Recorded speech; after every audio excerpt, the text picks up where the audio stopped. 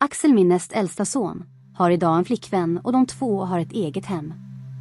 Livet som han lever idag är exemplariskt och han har eget företag. Han köpte gård bredvid sin mamma. Något missbruk eller kriminalitet existerar inte för honom. Nu när han blivit vuxen ringde vi ofta till varandra. De gånger vi pratat med varandra i telefon har han stolt och positivt berättat kring saker han har uppnått.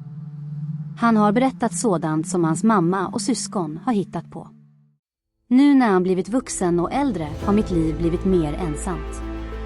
På kvällarna går jag och funderar kring allt så att mina känslor väcks till liv på nytt inom mig. Nu när 7 år redan har gått och tiden bara runnit iväg har mamma och Axel bundits tajtare till varandra. Ibland åker Axel till Växjö för att besöka sin syster på hennes jobb då hon driver ett konditori. Nu har hela den sammanhållande släkten fått sig chansen att träffas ofta. Trots att jag har mitt enkla hem och pension känner jag ändå att jag inte skapat mig mer än ett vanligt enkelt liv. Jag blev isolerad mer än någonsin. Ensamheten drar mig bort så att jag besöker en krog ibland.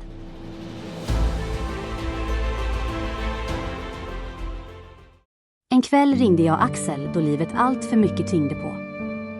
Den kvällen var jag ledsen utöver det vanliga. Jag tänkte att min Axel hörde av sig allt mindre.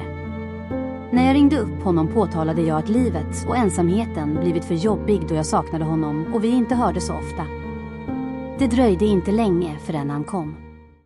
Bara minuterna efter såg jag honom stå utanför själva och Lea Ris. Han var upprörd över att jag inte var helt nykter när jag ringde. Visserligen vet jag inte ifall jag sade något alkoholpåverkad och att det upprörde honom. Men jag ville endast i all min saknad att han skulle höra av sig mera. Denna kväll blev Axel förbannad och till sist sade han: "Då kan du bli av med 2 barn till", och han gick.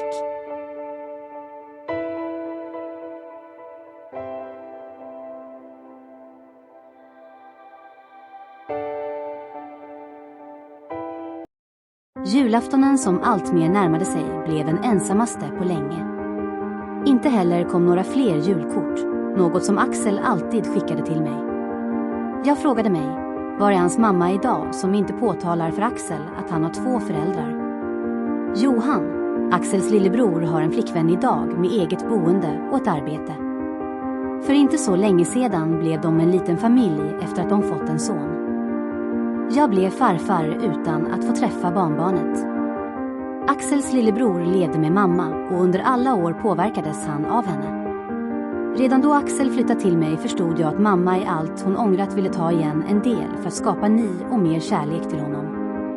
Nu är alla i familjen samlade i ett nytt hem där kor och en del andra husdjur springer på deras gård utanför. Monica fortsatte att missbruka tunga droger och idag mer än tidigare. För varje ny dag som kommer verkar hennes framtida liv vara allt mer bekymmersamt.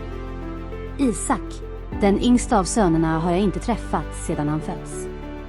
När Monica föll in i sitt missbruk omhändertogs pojken av sociala myndigheter. De beslutade själva och placerade sonen att bo hos Monicas mamma. Som allt annat jag stötte på genom livet, orättvisorna, obehagligheterna och människoegoismen, är även denna händelse märklig. I mer än 17 år har jag aldrig blivit uppringd av myndigheter eller tillfrågad något kring sonen så att jag till sist undrade, har inte vi pappor i vårt avlånga land något värde? År efter år gick jag undrandes varför ingen hörde av sig till mig och frågade om jag kunde ta ansvar för det barn jag skaffat mig en gång. Nu när åren har gått och Isak fått bo hos svärmor i en extrem och religiös miljö är det bara att konstatera att han aldrig mer kommer att höra av sig till mig som är hans pappa. För mig återstod att fortsätta skriva och leva mitt ensamma liv. Nu när kvällarna kommer är jag hemma och målar en del tavlor. Ibland spelar jag gitarr då musiken skapar harmoni i det korta liv som jag har framför mig. Körkortsregistret och mitt brottsregister är rent, men en del skulder har skapats på nytt. Som gammal med en krasslig kropp och ingen ork kvar blir det allt svårare att ta sig genom livet. Visserligen har skulderna blivit mindre, men inkomsten är detsamma jag haft tidigare. Vid ett av tillfällen blev mitt bankkort kapad, men varken banken eller min försäkring ersatte pengarna. Allt mer upptäckte jag att staten ändrat taktik så att den fortsätter att ekonomiskt knuffa mig tillbaka till samma plats där jag suttit tidigare. Man är medveten om att jag blivit gammal med åren och inte har hälsa i samma skick så att jag på egen hand kan ta mig ur en del problem. Trots det fortsätter jag att kämpa för att inte återigen falla tillbaka i det kriminella livet. Vem vill som gammal ruttna bakom galler? Idag nöjer jag mig med det enkla livet.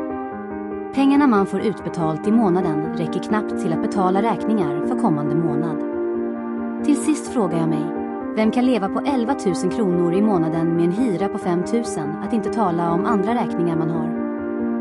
Jag hoppas efter att jag har betalt mina räkningar ha något utöver så att jag som människorna runt mig kan ägna mig något åt det vardagliga livet.